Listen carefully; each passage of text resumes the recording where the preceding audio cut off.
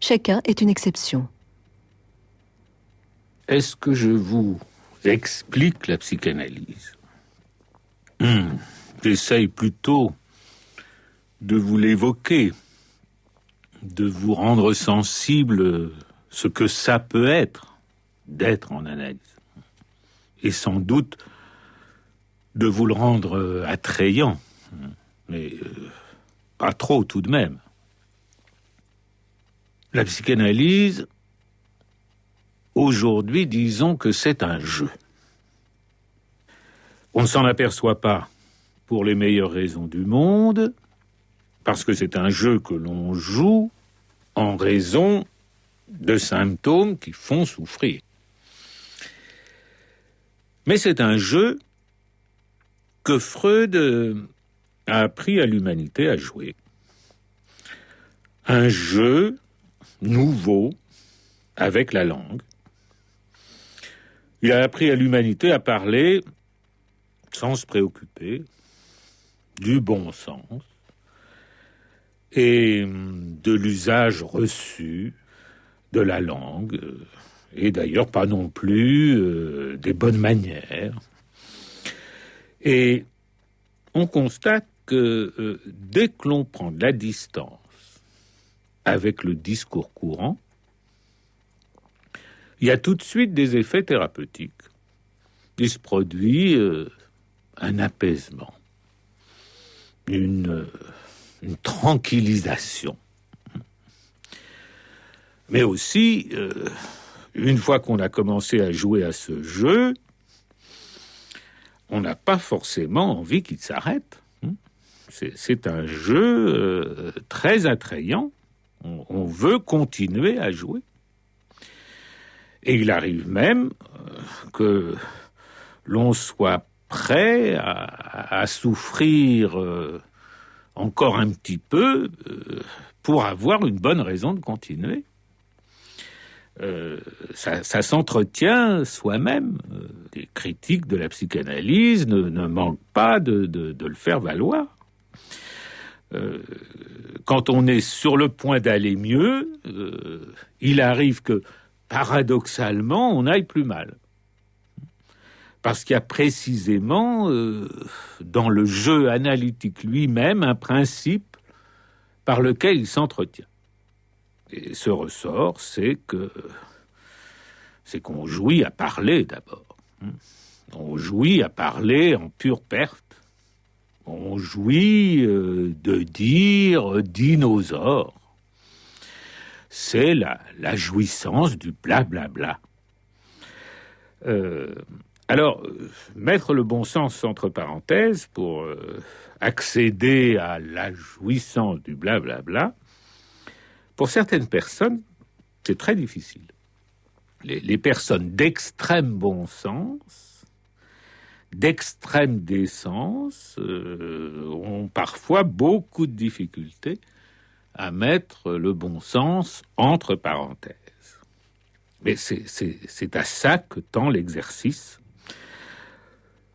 Laisser l'initiative aux mots, les laisser faire l'amour, laisser les signifiants, la matière du langage, les sons s'associer entre eux. Alors, dans une analyse, il est recommandé, et d'ailleurs c'est un effet inévitable, que se relâchent les liens du son et du sens. Les liens du mot, de la phrase et de la signification. Les liens du signifiant et du signifié. C'est dans ça que consiste l'opération analytique. Relâcher les liens établis entre signifiant et signifié. Alors ces liens sont établis par la routine au sein d'une communauté de langage. La communauté où l'on s'entend les uns les autres. Il y a la grande communauté de langue et puis il y a toute une hiérarchie de communautés jusqu'aux copains, à la copine, enfin qui vous comprend. Mais on se comprend justement pour faire taire la rumeur qui monte de la langue elle-même, ce que Barthes appelait le bruissement de la langue. Donc l'analyste, lui, il est là pour aider à ce que se relâchent les liens établis entre le signifiant et le signifié. Alors, ça veut dire que il est là pour faire l'âne. Il est là pour ne pas comprendre. Ce qui veut dire exactement pour freiner le passage du signifiant au signifié, pour le ralentir, pour mettre dans ce que vous dites des points d'interrogation, des X, comme dans les formules mathématiques où ça désigne une inconnue. L'analyse dit en quelque sorte à l'analysant, enfin pour moi c'est du chinois.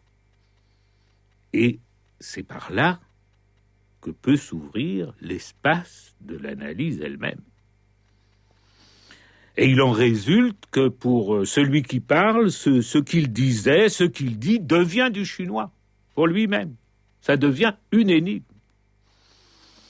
Une énigme, bon, c'est quoi? Ça veut dire quelque chose, mais on ne sait pas quoi. Et d'ailleurs, on va en analyse quand on fait la rencontre d'une énigme. Si vous n'avez jamais rencontré d'énigme, de perplexité, il n'y a aucune raison d'aller voir un psychanalyste. Alors le psychanalyste, ce qu'il fait avec ça est très différent de ce que font la plupart des psys.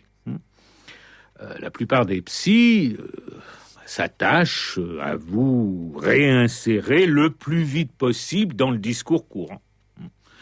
Et l'occasion en vous expliquant les grandes significations qui font tenir le monde, et en vous aidant à retrouver la norme. Dans la psychanalyse, vous êtes une exception. Vous êtes une exception, si je puis dire, culturelle, à vous tout seul. Et la psychanalyse est là pour cultiver vous aider à cultiver votre exception culturelle. Et par l'analyse, bien des choses qui vous paraissaient aller de soi deviennent énigmatiques. Vous commencez à vous interroger sur ce qui vous était le plus familier et qui vous devient étrange. Vous prenez une distance, enfin que vous le vouliez ou non. Le seul fait de parler en analyse met en question les mots de la tribu. Votre analyse les fait trembler, ces mots, les fait vaciller, et avec eux, tout ce qu'on appelle les valeurs, les idéaux qui nous permettent de vivre ensemble, vaille que vaille. Dieu, la patrie, l'Europe, le bien, la vérité, la beauté, et même la splendeur du vrai, comme quelqu'un disait. C'est pas que l'analyse fasse des objections. Il ne contredit pas, il ne polémique pas, mais du seul fait de parler en analyse, les grands mots de la tribu sont mis entre guillemets. L'exemple de Socrate, peut aider à cerner la position de l'analyste par rapport aux idéaux de la société. Socrate était quelqu'un qui déambulait dans sa ville, Athènes. On ne le montre pas chez lui. On dit d'ailleurs qu'il fuyait sa femme. Et il avait plutôt du goût pour les garçons. Bon, alors il était errant, invité, s'invitant chez les uns, chez les autres. Et à Athènes, on le disait atopos, atopique. Topos, c'est le lieu, le A est privatif, Socrate, c'est le sans-lieu, l'insituable. Eh bien, le psychanalyste est quelqu'un comme ça. Quand on lui demande oui ou non, il dit oui, il dit non, il dit les deux, et puis il dit ni l'un ni l'autre. Et la psychanalyse est aussi atopique. Enfin, elle voudrait l'être. Alors disons que l'analyste, c'est un ironiste.